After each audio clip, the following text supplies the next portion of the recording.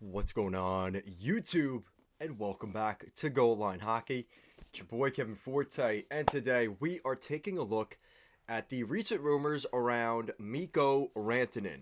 As the Colorado Avalanche are back in a playoff positioning, it doesn't keep teams from at least asking about what the potential price could be for Mikko Rantanen. And according to some reports around the league, we've heard some rumors that maybe Mikko Rantanen has a little bit of an interest, maybe from other teams around the league. Just maybe. He might be a little bit good where teams want to at least check in to see where he's at. Now, I'm going to preface to start this video that there isn't necessarily an imminent trade for Mikko Rantanen or anything like that. This isn't clickbait, but it's one of those things where you want to kind of maybe look at what if, like what could be available out there for Mikko Rantanen.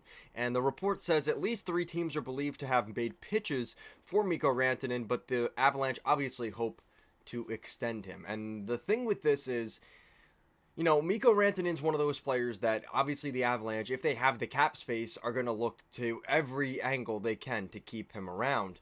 But with their current cap situation, that's probably right.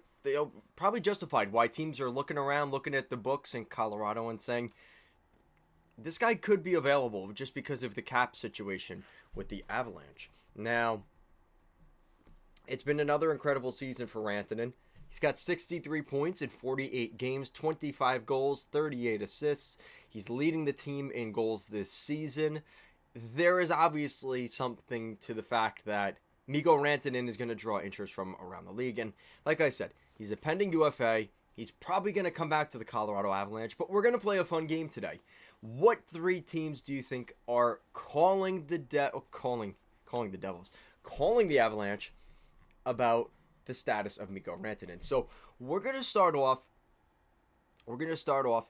in the Western Conference, because if I had to pick one team that might be in the situation of looking to a guy like Mikko Rantanen, not that I ever think this would really happen, but I do really wonder if a team like the Dallas Stars would be interested in a guy like Mikko Rantanen. He would be a great fit there.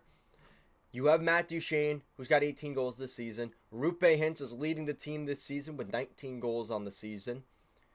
You add a guy like Mikko Rantanen. The Dallas Stars are in that cup window. They have young players like Gavrek Bork, their first round pick. You have to think those guys are going to be in play for that type of trade. And is there something maybe to that? Because a lot of people really like Maverick Bork and think he could be a really good NHL player. Plus, on top of that, you get a first round pick, maybe one of the better defensive prospects on the Dallas Stars. That could be something very interesting, and at least something the Avalanche maybe just look at. Maybe they don't accept the trade, maybe they don't truly consider it, but it's something to think about. So that's the first team. Now we're going to pick 2 teams in the Eastern Conference that I think could be in the mix here. And we're going to go in 2 completely different directions on this one.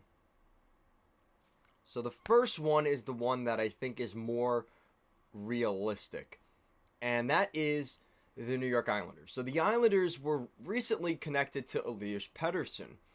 And I think that if I'm the Islanders, the clear need is more goal scoring on the team. The Islanders need guys that can score goals. And if Lou Lamoriello is going to leave the Islanders, he's going to do everything in his power to make sure this team has a chance at making the playoffs this year before he exits.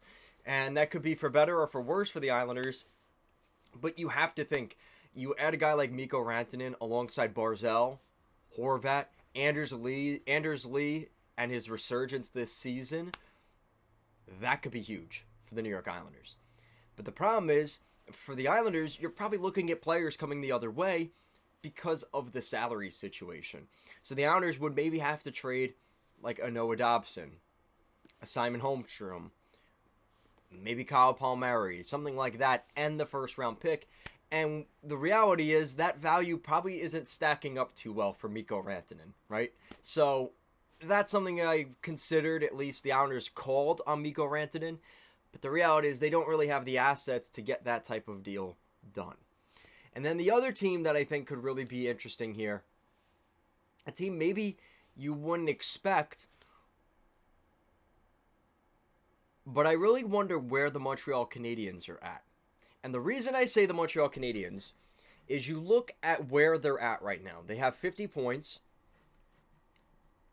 They're playing pretty well under Marty St. Louis this season.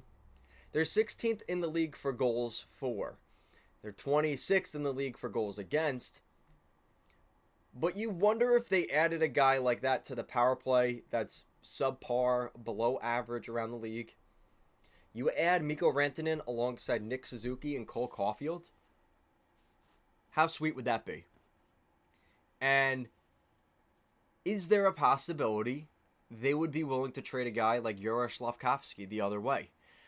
I'm not saying that's necessarily the best scenario here, but they have the type of player that you would probably be looking for in return if you're the Colorado Avalanche. If any type of deal for Mikko Rantanen is going down, it would probably involve a guy like Slafkovsky going the other way.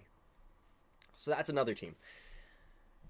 The Sabres are another team, kind of as a team just to watch. I mean, I don't know if Mikko Rantanen would sign with a team like the Buffalo Sabres, especially coming up as a UFA this summer. I don't know if that would be something that's realistic. The Red Wings kind of have their own cap situation. I don't see them being there. The Senators, not really. Depending on what happens with maybe some other chips falling in Vancouver, you know, I think the Blue Jackets are very much a front runner for a guy like Elias Pettersson. The Rangers very much going to be interested in a guy like JT Miller, bringing him back to Broadway.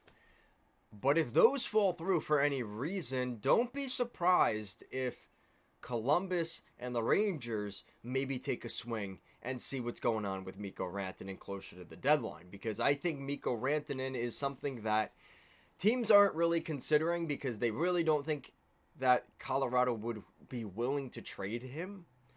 But, you know, they're 7 points from being out of a playoff spot. That's maybe 2 bad weeks of hockey. And as good as the Avalanche have been the last couple of months since the beginning of the season, if they go a little bit mediocre down the stretch and Mikko Rantanen isn't signed yet, like, is Colorado willing to just let him go away for nothing this summer? Is that something they're willing to do? Because that could happen too. Colorado just says, listen, we're a good enough team. We have enough assets. We have enough depth on this team. Whether Rantanen signs with us or not, we are keeping him till July 1st. By hook or by crook.